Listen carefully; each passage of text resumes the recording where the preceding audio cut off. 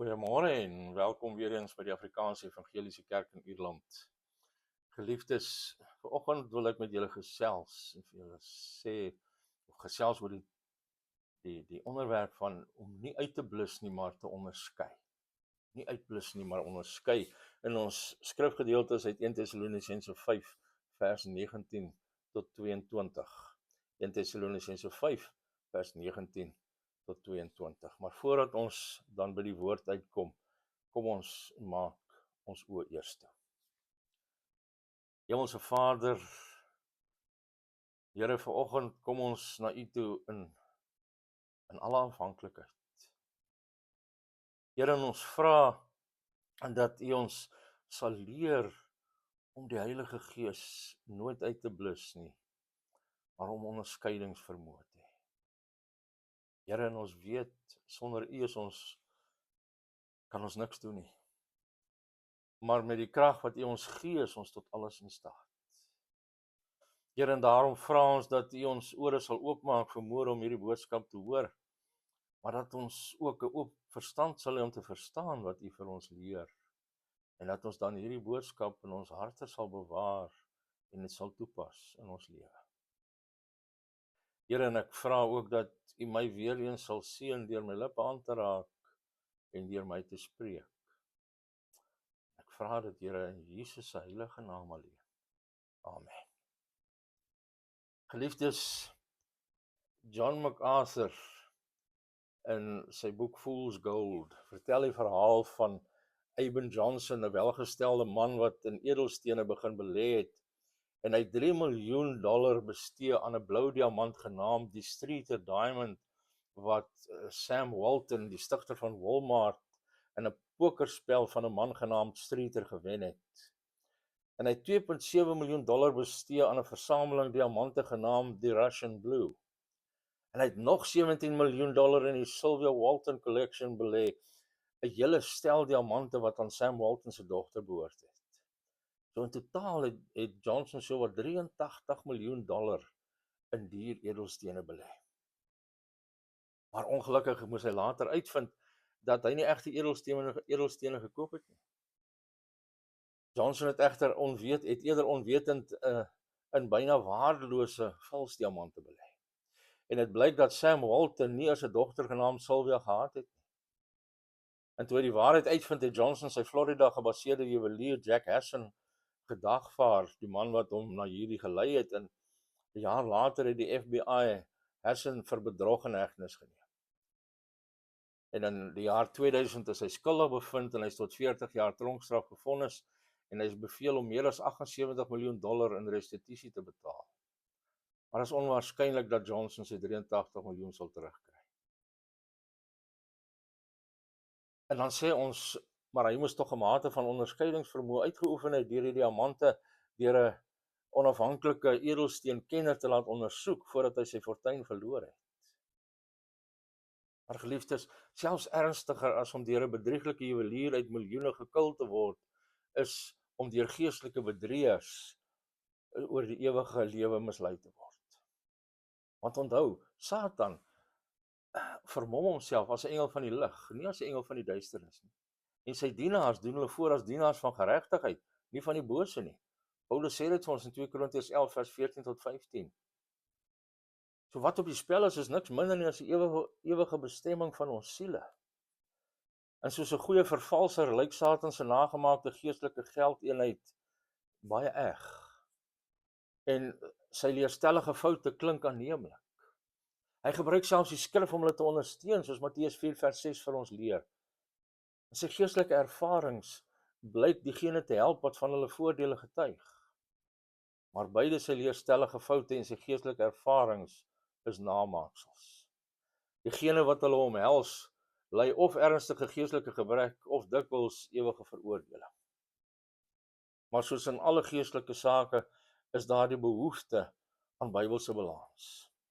Sommige is net onoordeelkundig en geestelik goedgelowig, geneig om deur elke wind van leerstelling of elke vals geestelike ervaring wat opduik mislei te word. Maar ander swaai weer na die ander kant van die pendulum. Hulle ontken die wettige werking van die Heilige Gees en kritiseer diegene wat van hulle verskil oor klein punte van leerstelling. Dus aan hierdie kerk van onlangs gelowiges dring hy aan op geestelike balans.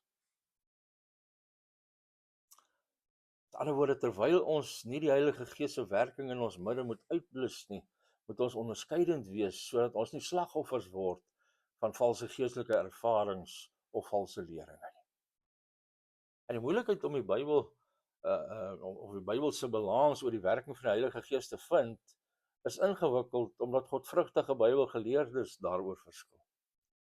Die meeste gereformeerde geleerdes saam met evangeliese seminariums, soos bijvoorbeeld in Amerika, die Dallas Theological Seminary en die Master Seminary en die Westminster Theological Seminary, hou vas aan 'n siening genaamd, wat hulle in Engels noem cessationisme, wat beteken beëindiging. En terwyl hulle glo dat God vandag wonderwerke verrig, voer hulle aan dat moderne voorbeelde van genesing en wonderwerke nie dieselfde is as die wonderbaarlike gawes wat in die Nuwe Testament beskryf word. Hulle glo dat die wonderbaarlike of tekengawes van die Gees, soos profesie en wonderwerke, genesing en spreek in tale en die uitleg van tale, aan die einde van die apostoliese era opgehou het met die voltooiing van die kanon van die skrif. John MacArthur, wat 'n leidende voorstander van hierdie siening was, sluit sy boek Strange Fire af met 'n beroep op sy nie ophou of voortsetting vriende. Maar ander godvreesende gereformeerde geleerdes soos Wayne Grudem, John Piper en D.A. Carson en Sam Storms glo dat sulke gawes steeds geldig is vir die kerk vandag. En dit is vir my moeilik om my posisie regtig te beskryf, maar ek sou myself beskryf as 'n baie versigtige, nie ophoudende, want ek dink nie dat jy op die hele totale cessationisme uit die skrif kan bewys nie. Maar ek stem saam met die ophoudenis dat daar geen geldige voorbeelde is van die tekengawes wat in ons tyd funksioneer nie. Want byna alle moderne spreek en tale is 'n gebabbel in 'n onsinnige lettergrepe, terwyl die Nuwe Testamentiese gawe duidelik spreek in 'n vertaalbare vreemde taal wat hierdie spreker nooit geleer was nie. En alhoewel daar baie moderne voorbeelde van wonderbaarlike genesing is, kan niemand wat ek van gehoor of gelees het vergelyk word met die genesingsbediening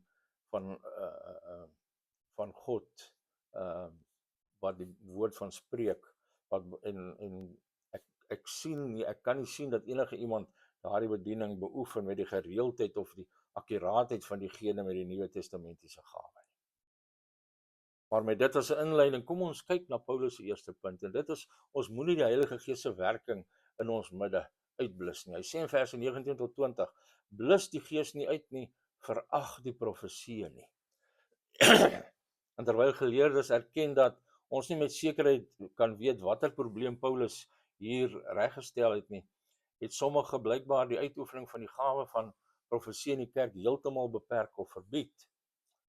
En miskien was daar misbruik van hierdie gawes wat tot hierdie beperking gelei het. Byvoorbeeld in 2 Tessalonisense 2 vers 2 vra Paulus om nie gou julle verstand te verloor of verskrik te word nie, deur gees of deur woord of deur brief wat van ons afkomstig sou wees, asof die dag van Christus al daar is. Miskien het sommige vals profeseë soos die gelei tot 'n verbod op alle profetiese woorde. Maar ons kan nie met sekerheid weet nie, want dit word nie vir ons duidelik gestel nie, maar hier is 4 maniere waarop ons die Gees se werking in die kerk kan uitblus.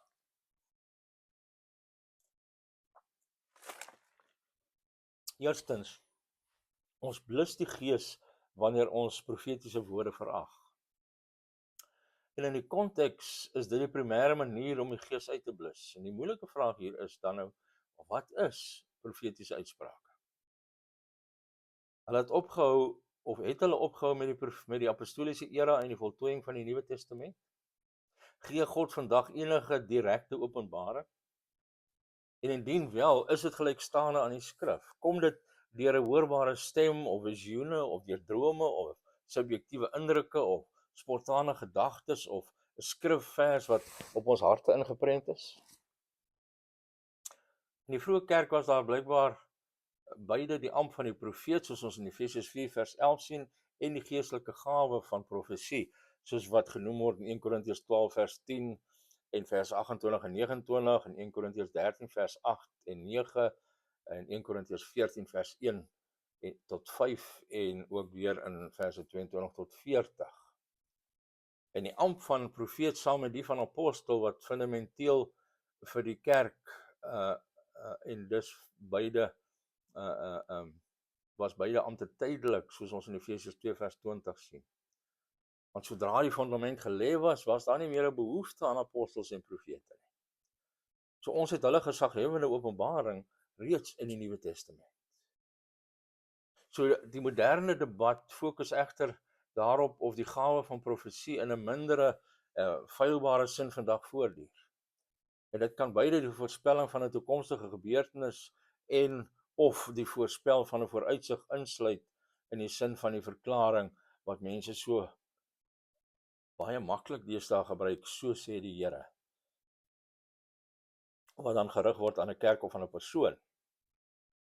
En dit sou nie op dieselfde vlak as die geïnspireerde skrif wees nie. Met ander woorde, dit is nie die woord van God nie, maar eerder 'n woord, sal ek sê, nie die woord nie, maar eerder 'n woord van God.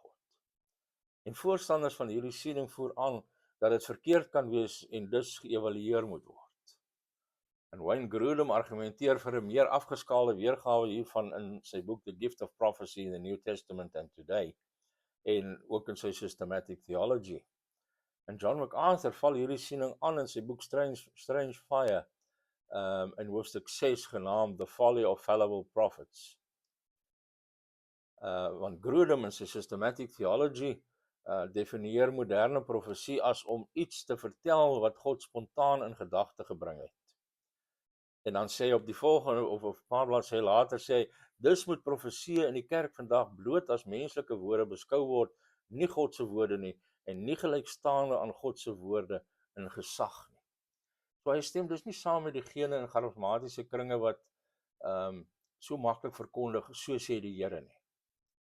Hy wil nie eens sê dat moderne profesie 'n woord van die Here is nie.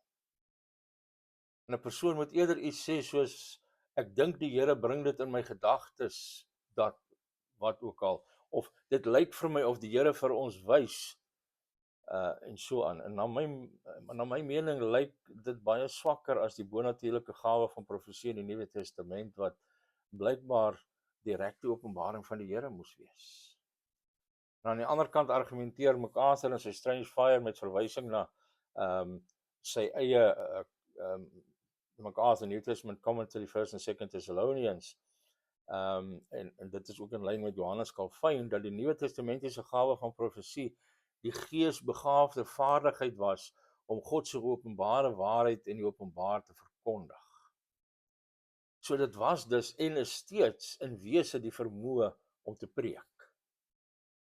En hy beweer in sy kommentaar op bladsy 197, openbare profetiese uitsprake, soos 1 Korintiërs 12 vers 10 sê, was beperk tot die apostoliese era. Maar die nie openbarende gawe van profesie is permanent, aangesien predikers geroep word om die woord te verkondig, soos 2 Timoteus 4 vers 2 sê. En ek is half geneig om saam met 'n man genaamd Greg Beale te stem in sy 1 en 2 Thessalonians, wat die sienings van beide Grudem en MacArthur verwerp. Hy sê dat profesie elders in die Bybel altyd verbind blyk te wees met 'n direkte openbaring deur die Gees. En as hierdie gawe saam met die apostel teen die einde van die eerste eeu opgehou het, en hy erken dat hierdie punt baie debatteerbaar is, dan sê hy dat die punt van ons teks vir die moderne kerk is dat dit die waarheid van profetiese skriftuurlike openbaring bewaak en valse lering verwerp wat na bewering op hierdie openbaring gegrond is. Maar wat van gevalle waar iemand sê, die Here het vir my gesê, of God het my 'n visioen gegee, of ek het 'n droom gehad waarin die Here vir my gewys het, of ek het 'n sterk gevoel gehad dat die Here wou hê ek moet jou dit vertel. Of wat as jy so 'n ervaring het? Wat moet jy dan doen? Wees eerstens versigtig voordat jy dit as waar aanvaar. John Piper het 'n vrou gehad in die gemeente wat na hom toe gekom het, toe sy eie vrou swanger was met hulle 4de kind en sy het aangekondig dat sy 'n profesie vir hom gehad het. En sy het dit neergeskryf. En die profesie was dat sy vrou tydens geboorte sou sterf en dat die baba 'n dogter sou wees. En dit is 'n geval wat hy in sy boek Strange Fire aanhaal. En Piper sê hy het teruggegaan na sy studeerkamer en hy het gehuil.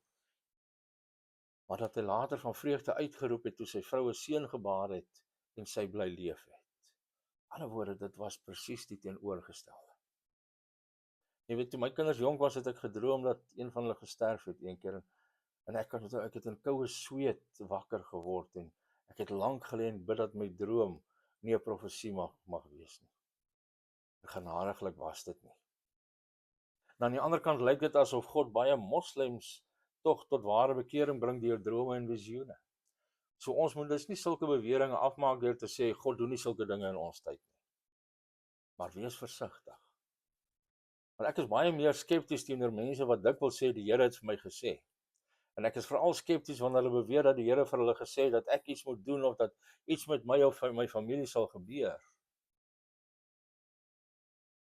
Soos 'n vrou eendag vir my gesê het, die Here het vir haar gesê ek is die man met wie sy moet trou. En ek het niks gehoor nie. Waarom het die Here my nie daardie inligting gegee nie? En hierdie vrou wat vir Piper gesê het dat sy vrou in geboorte sou sterf, was nie net verkeerd nie, maar sy was ook uiters ongevoelig. As iemand vir jou sê dat die Here aan hom 'n belangrike besluit geopenbaar het wat jou lewe raak, dan moet jy hardloop vir skuiling. Daai persoon is nie 'n profeet nie. En soos ek net sal verduidelik, moet ons elke sogenaamde profesie of droom of visioen of openbaring volgens die skrif evalueer.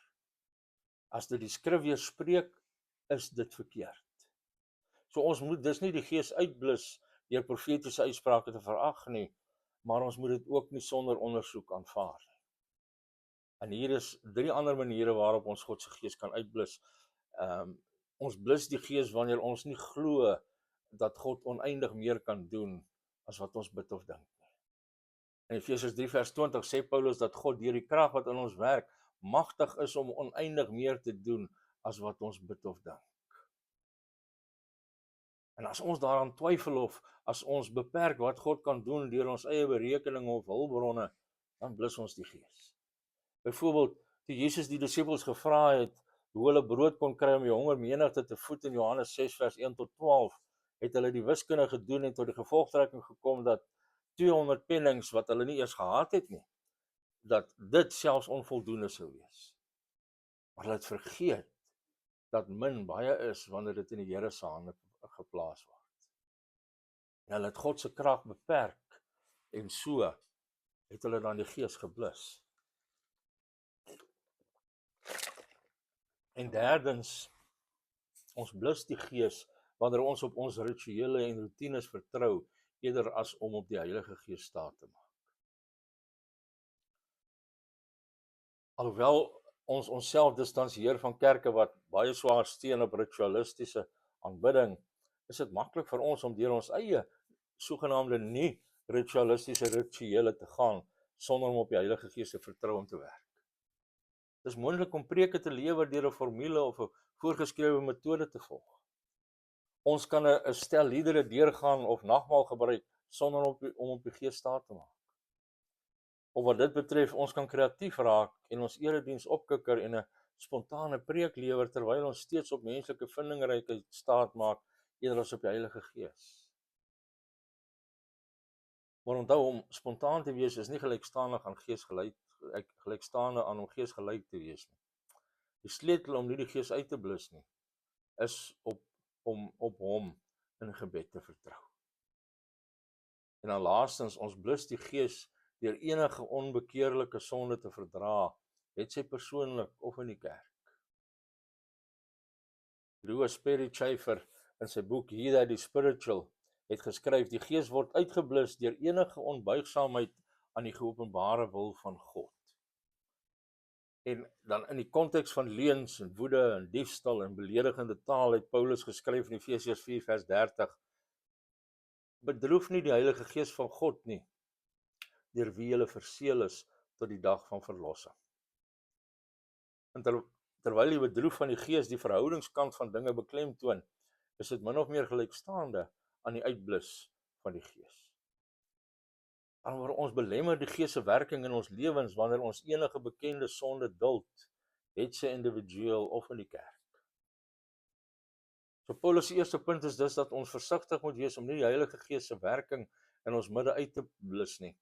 En in die konteks is die hooftoepassing om nie profetiese uitsprake te verag nie. Maar meer breedweg kan ons die Gees uitblus wanneer ons God beperk deur ons klein geloof, wanneer ons op ons rituele of routines vertrou, of wanneer ons enige onberouvolle sonde duld. En Paulus balanseer dit dan deur by te voeg. En dis ons tweede hoofpunt. Ons moet onderskeidend wees, sodat ons nie slagoffer word van valse geestelike ervarings of valse leringe nie.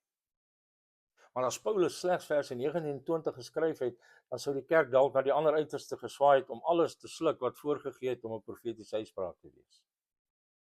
Hy verskaf dus die balans in verse 21 tot 22 waar hy sê, beproef alle dinge, behou die goeie, onthou julle van elke vorm van kwaad. En ek wil hê ons moet hier op 3 dinge let. Die eerstens, om onderskeidend te wees, moet ons alles in die lig van die skrif ondersoek. Want die skrif is ons onfeilbare, foutlose gids vir die bepaling van waarheid en dwaling. Natuurlik moet ons die skrif noukeurig in sy konteks interpreteer en skrif met skrif vergelyk op die aanname dat God homself nooit weerspreek nie. As een skrif sê dat God absoluut soewerein is in ons verlossing, soos Romeine 9 vers 15 tot 18 sê, en 'n ander skrif sê dat ons verantwoordelik is om te glo, soos Romeine 10 vers 13 sê, is hierdie beweringe nie teenstrydig nie. As Paulus sê dat ons deur geloof alleen geregverdig word in Romeine 4 vers 5 en Jakobus sê dat ons deur werke geregverdig word nie deur geloof alleen nie, in Jakobus 2 vers 24, is hierdie beweringe nie teenstrydig wanneer dit in hulle onderskeie kontekste bestudeer word nie. Maar om enige lering of bewering van goddelike openbaring of geestelike ervaring behoorlik te ondersoek, moet ons God se woord bestudeer. En as dit nie met die skrif ooreenstem nie, dan dryf dit die toets en moet dit verwerp word. En dan tweedens, om onderskeidend te wees, moet ons erken dat daar beide egte en nagemaakte geestelike ervarings en leringe is. Jesus het gewaarsku in Matteus 7 vers 15 dat valse profete wolwe is wat hulle self as skape vermom. En met verwysing na die eindtye het Jesus duidelik in Matteus 24 vers 11 en weer in vers 24 gesê, baie valse profete sal opstaan en baie mense mislei, en dan sê hy, want daar sal valse Christus en valse profete opstaan, en hulle sal groot tekens en wonders doen om, as dit moontlik was, ook die uitverkorenes te mislei. En soos ek reeds genoem het, het Paulus gesê dat Satan homself as 'n engel van die lig vermom, en sy dienaars doen voor dat hulle dienaars van geregtigheid is. En dit staan in 2 Korintiërs 11 vers 14 en 15. Ek het een keer gelees van 'n kweekskoolprofessor wat sy klas die projek gegee het om te bepaal wat die mees algemene onderwerp in die Nuwe Testament is. En hulle het ontdek dat dit waarskuwings oor valse leringe is. So ons moet dus op ons hoede wees. Die 18de eeuse herlewing genaamd die eerste groot ontwaking, the First Great Awakening, was gepaard met allerlei buitengewone ervarings.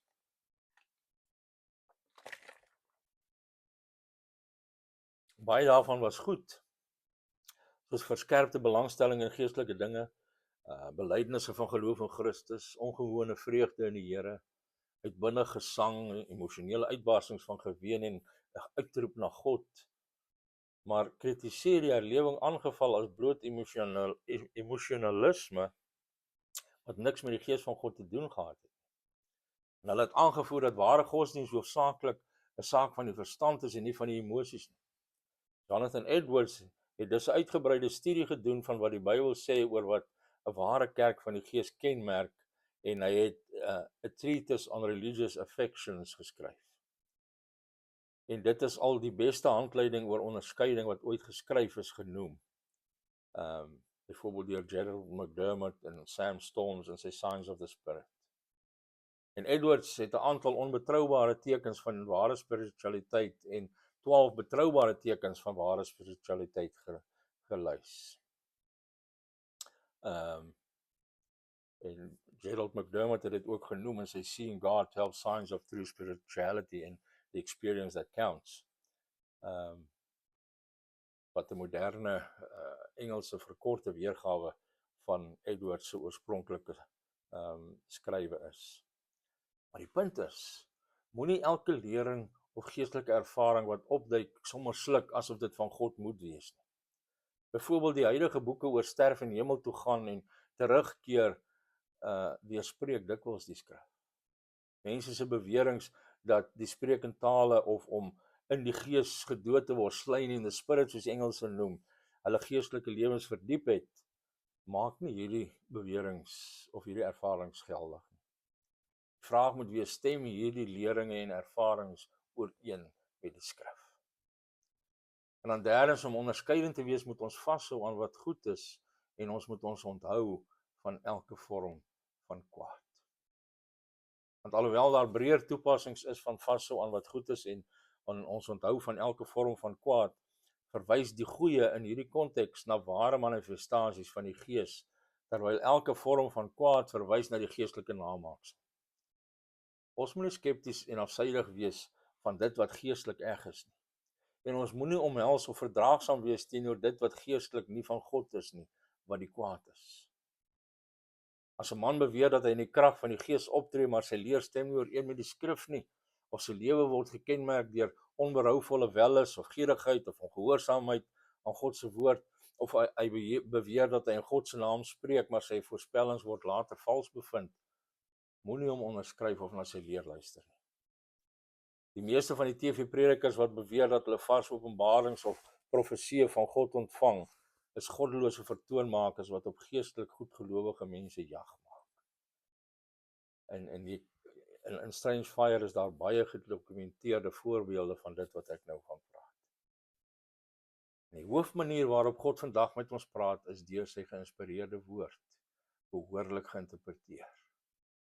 Moenie soos die ou in die spreekwoordelike verhaal wees wat leiding nodig gehad het nie, en hy het die Bybel oopgemaak en lukraak na 'n vers gewys, en daar staan toe Judas het uitgegaan en homself opgehang. En toe dink hy, maar dit kan nie God se wil vir my wees nie, en hy probeer toe weer, en hy kom by die vers, gaan jy en doen dieselfde. En hy het paniekerig geraak. Gesê, waarlik, dis nie vir my nie, en toe probeer hy 'n derde keer, en hy wil land op die vers, wat jy doen dit gou. En die punt wat ek probeer maak is, ons moet die skrif behoorlik interpreteer en toepas.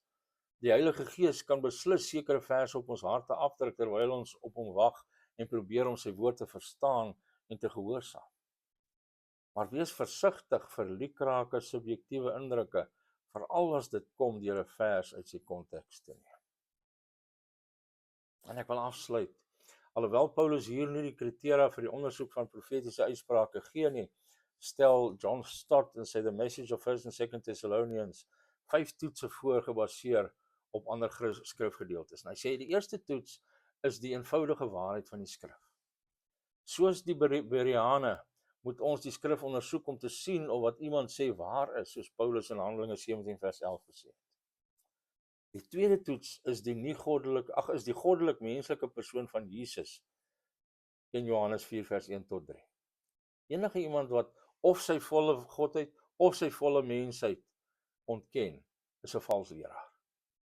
En die derde toets is die evangelie van God se vrye en reddende genade deur Christus.